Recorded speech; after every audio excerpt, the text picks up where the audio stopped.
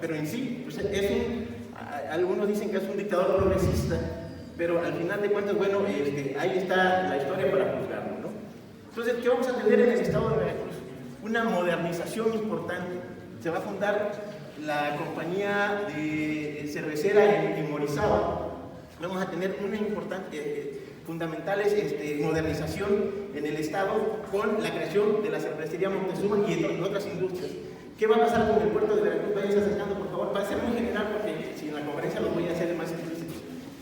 En el puerto de Veracruz va a haber una modernización. Pearson va a ser el encargado de modernizar el puerto de Veracruz y va a traer estas grúas gigantes. Esta es la grúa Titán, muchachos. Con esto dragaban el puerto de Veracruz, ampliaron el puerto de Veracruz con vías que fueron dragando el puerto. Entonces, es la primera modernización. Ahorita se habla de otra modernización del puerto 100 años después de esta gran emprendedura que se dio en el Porfiriato. Entonces el puerto va a ser moderno, se van a crear los telégrafos, ahí están los edificios. Ahora, hoy se llama la Plaza de la República, que ya la remozaron, ya quedó bonita. El INA intervino ahí, el ayuntamiento también. Y bueno, ¿qué vamos a asistir también? Hay una industria petrolera que va a estar en auge en el sur de Veracruz y en el norte, principalmente en la faja costera. Pero también se van a descubrir petróleo en Minatitlán, muy cerca de Minatitlán, y ahí se va a fundar la primera refinería en México, en Minatitlán, en nuestro estado. De ahí la importancia que va a tener el Porfiriato acérquense por favor, en nuestro estado. Y bueno, aquí vamos a asistir también a los productos tropicales. Va a haber una demanda de productos tropicales a nivel mundial y vamos a tener caña de azúcar. En el estado se van a fundar ingenios muy importantes, sobre todo en el Papaloapan. ¿Alguien ha escuchado hablar del ingenio San Cristóbal, que es el ingenio más grande del mundo, o lo fue el ingenio más grande del mundo? Se instaló ahí, en el Papaloapan. ¿Sí? Entonces, el azúcar va a tener una demanda mundial y se van a fundar varias haciendas e ingenios azucareros a lo ancho y largo del estado. Aquí tenemos La Concepción, tenemos Amamitlán, pero eran haciendas ya que venían desde la colonia. Aquí estamos hablando de haciendas nuevas, modernas, que van a traer maquinaria del extranjero y que van a producir azúcar refinada por primera vez. El Potrero en Córdoba va a refinar azúcar por primera vez en México también. ¿Sí? Entonces, ¿cuál es otro de los productos a demanda mundial que van a tener una fuerte demanda? El hule para las llantas de los automóviles. Estamos asistiendo ya a la era del motor, de los automóviles. Entonces, el hule, en el sur de Veracruz van a hacer plantaciones del caucho y, bueno, también lo que vemos aquí es cómo las contradicciones entre una población, como vemos a Porfirio Díaz, allá bien vestido, bien trajeado, y cómo vivían en las condiciones, van unas contradicciones sociales fuertes en la población. Veamos cómo están vestidos ellos, cómo están vestidos. Por eso es importante la imagen, que la analicen, muchachos, que la visualicen, que la vean a detalle. Descalzos en sus casas. Estas son casas de las propias palmas del árbol del hule. Entonces, ¿qué vamos a crear aquí? Condiciones. El Porfiriato no solo fue un desarrollo económico, sino también fue hubo contradicciones sociales. ¿Y qué va a operar en esto? Va a haber gente que se va a rebelar en contra del gobierno de Porfirio Díaz, apoyados por el Partido Liberal Mexicano, sobre todo en el sur de Veracruz. Y aquí tenemos la primera gran rebelión en 1906. En septiembre de 1906, Hilario C. Salas se va a rebelar contra la dictadura, apoyados por el Partido Liberal Mexicano. Entonces, la primera década del siglo XX va a ser de contrastes y de varios movimientos, y entre estos ya conocemos la famosa huelga de Río Blanco, ¿sí? Entonces, vamos a tener la huelga de Río Blanco como la de Cananea en Sonora un año antes, pero aquí vemos ya a los trabajadores y las fotos publicitarias del ejército represor de Porfirio Díaz, ¿no? Una huelga prolongada, una huelga donde perdieron los obreros definitivamente por el apoyo que tuvo Porfirio Díaz por los industriales franceses, y la mayoría eran franceses, los dueños de las compañías como Río Blanco, Santa Rosa, entre otros. Nos volteamos y damos la vuelta, por favor, para acá.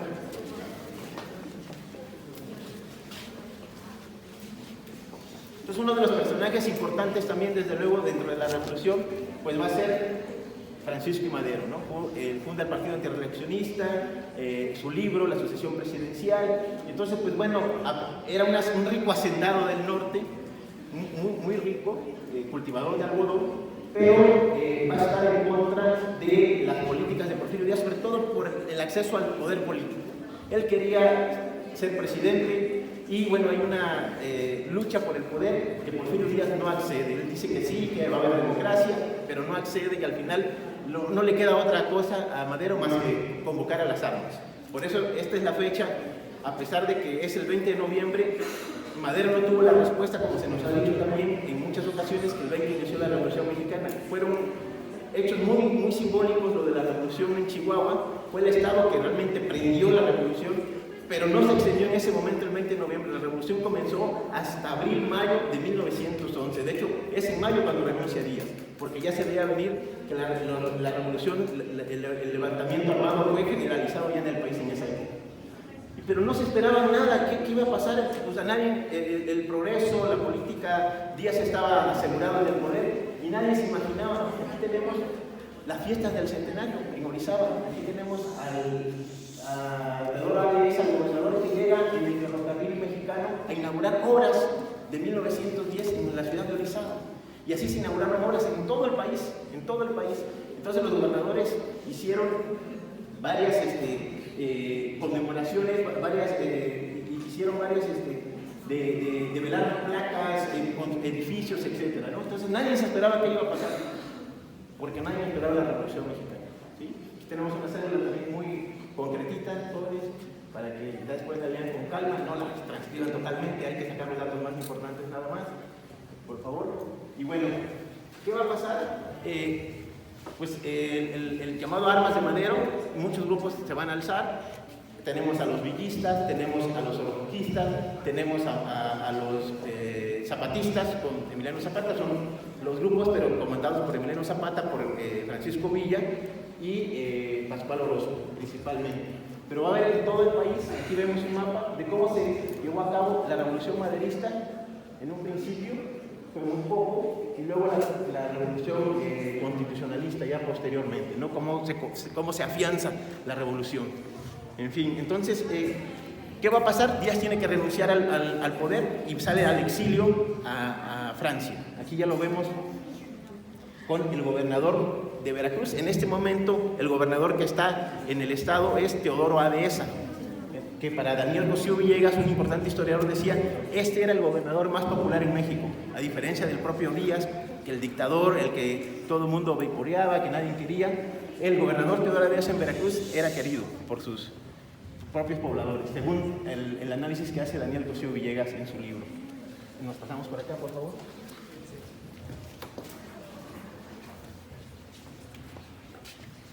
¿Qué va a suceder con Madero?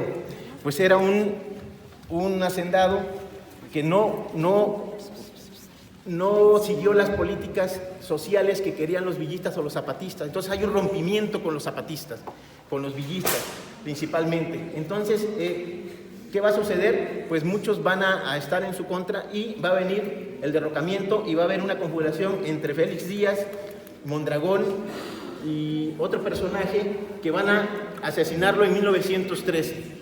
Y aquí tenemos las escenas de la rebelión, principalmente ya cuando Madero es presidente, el presidente democrático.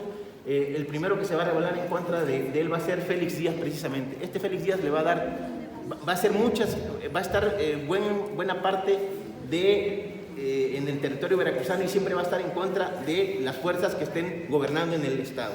Entonces, ya Félix Díaz es apresado en octubre de 1912, se lleva a la penitenciaría a la Ciudad de México y ahí confabulan el golpe contra Madero, donde ya Madero es asesinado en 1913 por Victoriano Huerta. Aquí está la otra imagen de Victoriano Huerta. Y entonces vemos en general cómo ya las fuerzas se van, las fuerzas porfiristas, porque él era un militar porfirista. Entonces, las fuerzas conservadoras del país van a hacer que se unan en contra de la democracia. Y entonces aquí es donde ya viene el periodo más álgido de la Revolución Mexicana, porque todos van a estar en contra de Victoriano Huerta, precisamente, ¿no? Y en el estado, aquí tenemos una imagen muy importante. Muchachos, ¿alguien ubica a este personaje aquí? Bueno, sin leer la nota, ¿verdad? Bueno, él es el poeta Salvador Díaz Miró.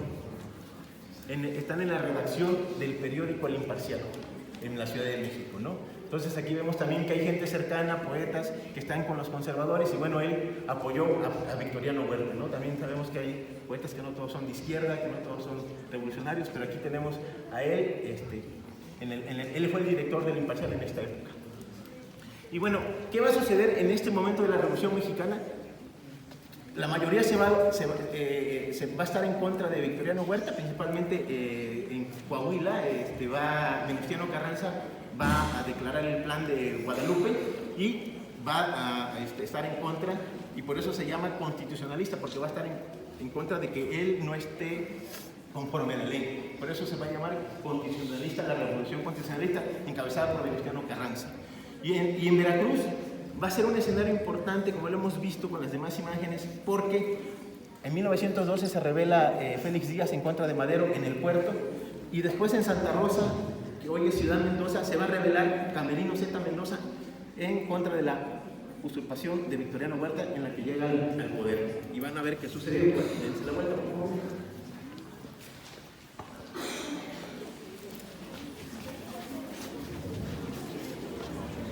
Bueno, el gobierno de Huerta no se va a caracterizar por tratar bien a toda la población. Aquí vemos a los que estuvieron en contra de este cuartelazo, en contra de la llegada del propio Huerta al poder.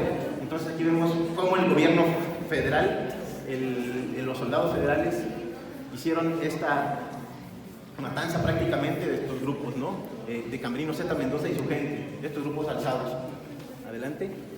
Y bueno, aquí se recrudece la Revolución Mexicana, hay armas, hay movimiento de armas, hay movimiento de varios líderes en contra del huertismo.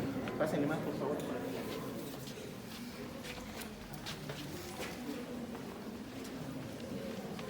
Desde luego Estados Unidos, pásenle.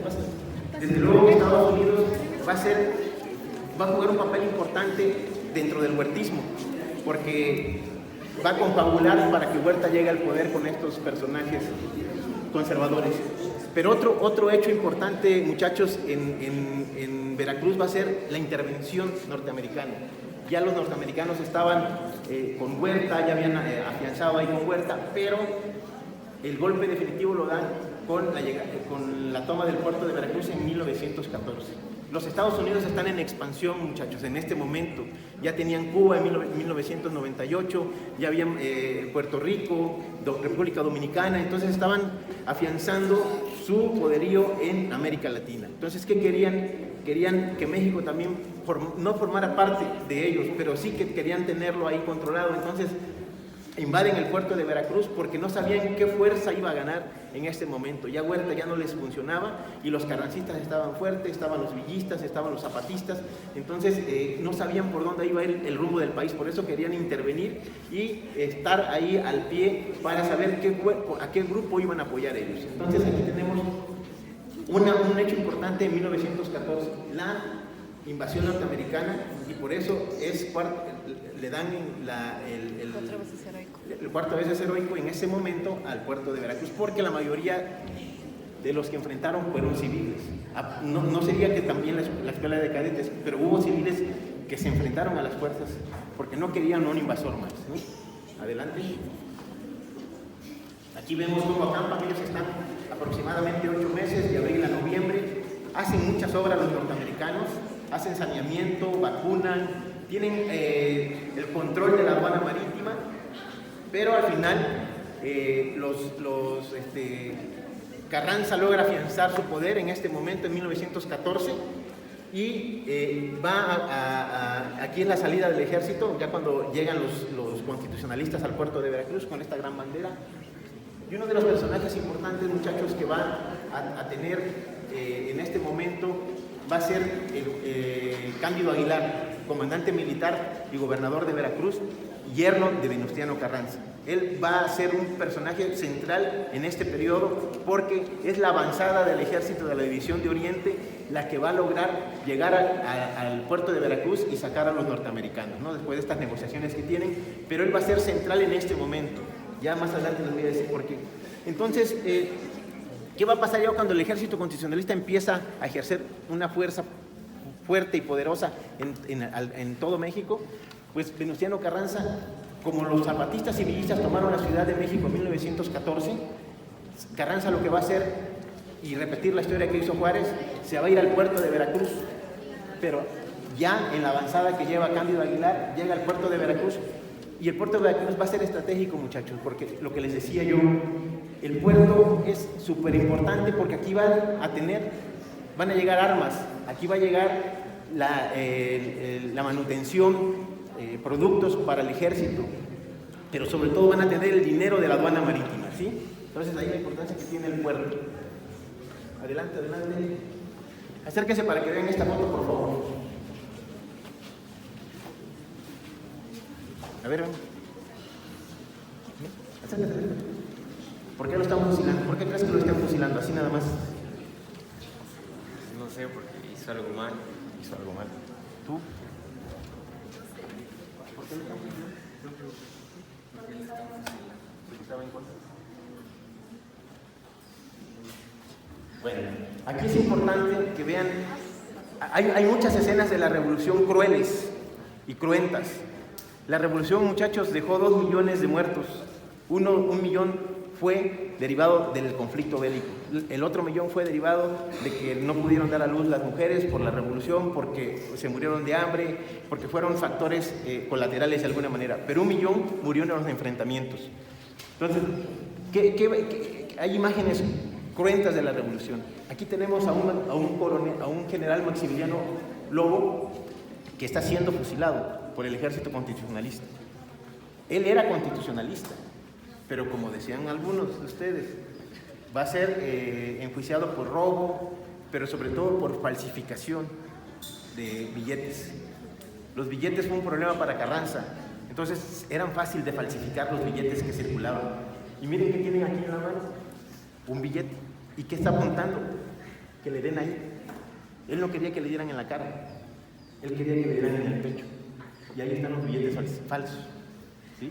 Entonces, también dentro de los propios ejércitos había estos juicios sumarios, habían estas ejecuciones, habían todas estas cuestiones de fusilamiento, ¿no? Entonces, aquí tenemos en el puerto de Veracruz esta imagen fuerte. Entonces, ¿qué está pasando con Carranza en el puerto de Veracruz? Está afianzando su poder, el estado de Veracruz se está convirtiendo en carrancista, y bueno, tenemos la entrada de varios grupos anticarrancistas o grupos afines a Carranza en varias ciudades. Aquí las tenemos en Huatusco, por ejemplo, ¿no? Voltéense, por favor.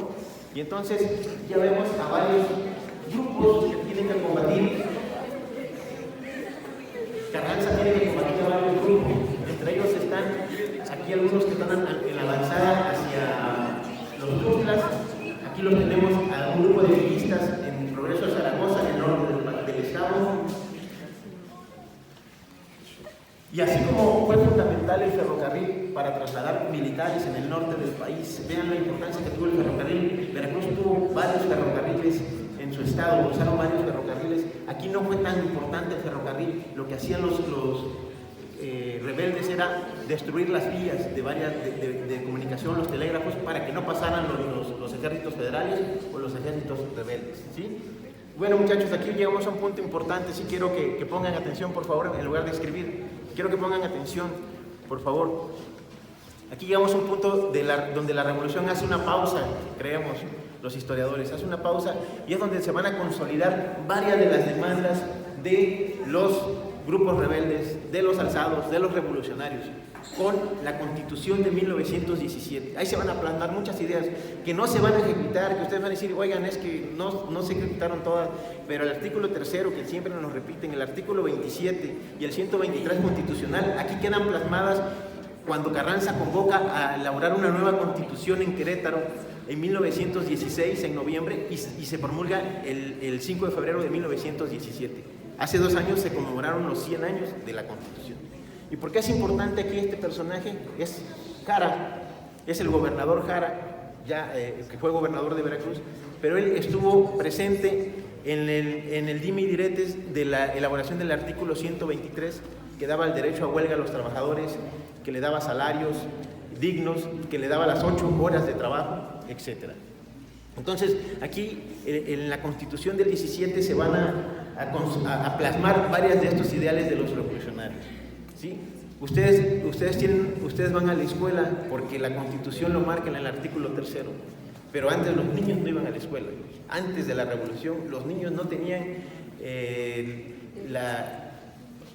el derecho, exactamente, no tenían el derecho de ir a la escuela, porque como vemos en algunas imágenes, estaban trabajando en el campo o en las fábricas, ¿sí? Entonces, por eso es importante.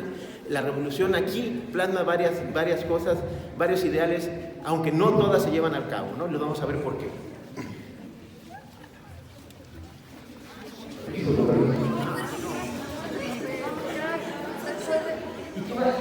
qué va a pasar con en el estado de Veracruz?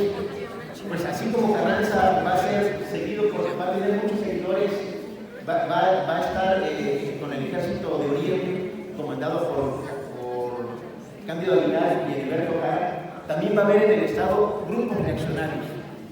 Hay la importancia, y si dan cuenta ustedes que las fotos de acá están en qué color, a diferencia de las otras, que es el sepia. Entonces, aquí tenemos al grupo de reacción, por eso están en blanco y negro. Entonces, en el estado van a estar combatiendo el carrancismo varios grupos, y uno de los que va a encabezar este grupo va a ser Félix Díaz, el sobrino de Porfirio Díaz.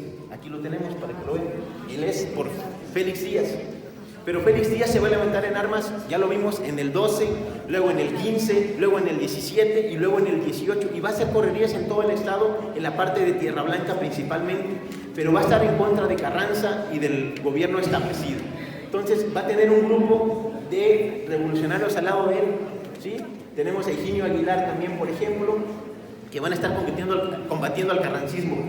Y otro de los personajes importantes es un hacendado, Manuel Peláez, que va a estar aliado con las compañías petroleras en el norte del estado, en la Huasteca, y bueno, van a estar combatiendo al carrancismo. Aquí lo importante de las compañías petroleras era por el dinero y para proteger la producción de petróleo. Aquí tenemos otros personajes importantes, como Higinio Aguilar, como Aureliano Blanquet. Y aquí tenemos varios grupos que van a ser contrarrevolucionarios o reaccionarios al constitucionalismo.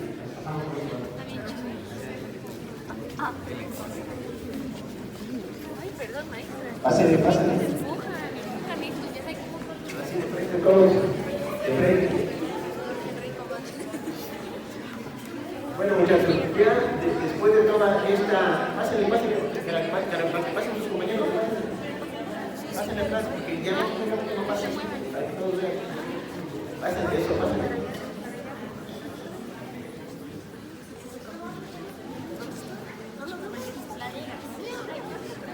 Chicos, allá caben más atrás. Pásenle. Y ahorita la ven con calma, la exposición. Calma, nota. Bueno, muchachos, después de la consolidación del carrancismo en 1917 con la Constitución, cuando ya se elige presidente a Venustiano Carranza, en el Estado también va a haber leyes importantes como una ley del trabajo o una ley agraria, ¿sí? Entonces, Carranza en 1915 va a lanzar un plan, la ley del 6 de enero, para restituir tierras, como para aglutinar un poco de estas demandas de los propios revolucionarios, ¿sí? Y también va a lanzar leyes obreras. Pero en el estado de Veracruz, muchachos, va a haber 3 movimientos importantes en los años 20. Es lo que quiero que ustedes tomen en cuenta, por favor. ¿Sí? No escriban, escuchen para que puedan entender las cosas. Entonces, ¿sí? Hay 3 movimientos importantes en los años 20 que Veracruz va a destacar y que va a ser punta de lanza para el país. Estos movimientos van a ser 3, muchachos: el movimiento agrario, el movimiento inquilinario, donde estuvieron presentes muchas mujeres, y el movimiento obrero, ¿sí? Se va a consolidar el movimiento obrero. Entonces aquí vamos a tener una participación masiva de trabajadores. ¿Por qué? Porque tenemos trabajadores tranviarios, azucareros, petroleros, electricistas, pureros, etcétera, ¿no? Entonces teníamos una gama abigarrada de trabajadores en todo el estado. Entonces aquí va a haber un apoyo del gobierno estatal para consolidar este poder. Entonces aquí vemos la importancia que tiene el movimiento obrero en Veracruz, ¿sí? Aquí vemos el primer congreso obrero en el estado en 1916 ya, pero sobre todo aquí también se va a fundar el Partido Comunista, ¿sí? Y ya vimos un ícono de la revolución o personajes de la revolución. Vimos a Cándido Aguilar de aquel lado, la importancia que tiene con el carrancismo. Y vimos a Heriberto Jara, otro de los gobernadores que participaron en la redacción de la Constitución. Y un tercer personaje fundamental va a ser el gobernador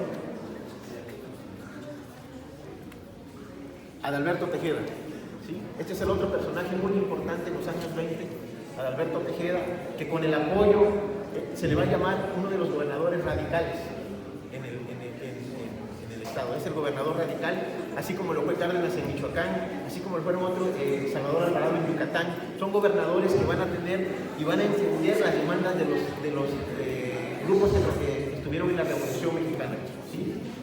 Entonces, ¿cuál va a ser la importancia que va a tener él? Va a apoyar las demandas de los campesinos, y en 1923 se va a fundar una Liga de Comunidades Agrarias, ¿sí? La Liga de Comunidades Agrarias en 1923 con las demandas para dotación de ejidos, ¿sí? Ellos van a ser la punta de lanza para la dotación de ejidos y se les van a dar tierras en estos años. Pero ¿qué va a pasar? Como en toda revolución, como en todas demandas, como en todo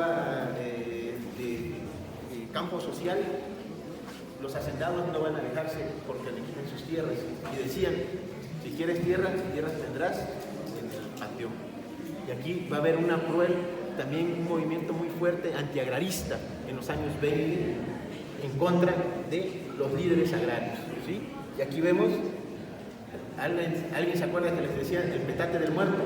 Aquí está el petate del muerto, ¿sí? Por eso así los enterraban antes a los campesinos o a todos, así los enterraban, en un petate, en su caja y al panteón. Entonces, aquí vemos lo cruel también que fue esta lucha agrarista en los años 20 con la etapa radical en Veracruz.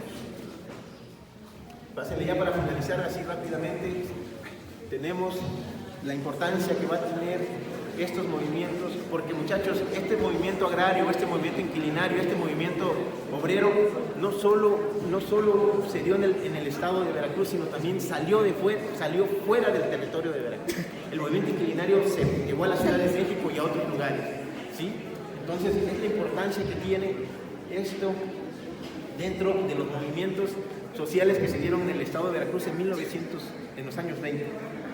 ¿Y cuál fue la coronación de todo esto? Pues las demandas de la solicitud de ejidos. Aquí están celebrando que ya les están dotando de tierras, muchachos, a los campesinos después de 15 años de estar pidiendo tierras, se les están dando, pero con el apoyo de un gobernador radical, con el apoyo de las leyes y en contra de toda esta reacción de hacendados, en contra de la reacción de fuerzas en contra del gobierno, ¿sí?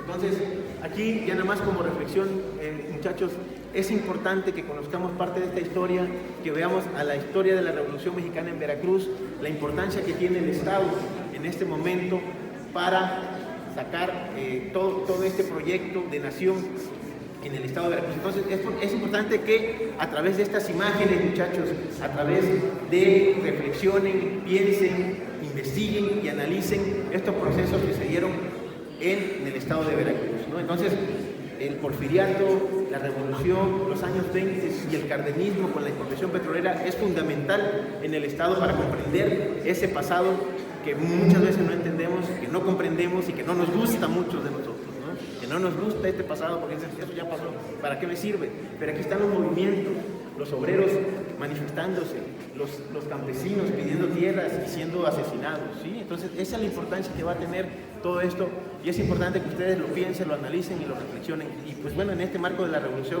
Mexicana, ¿no? Muchas gracias. Gracias.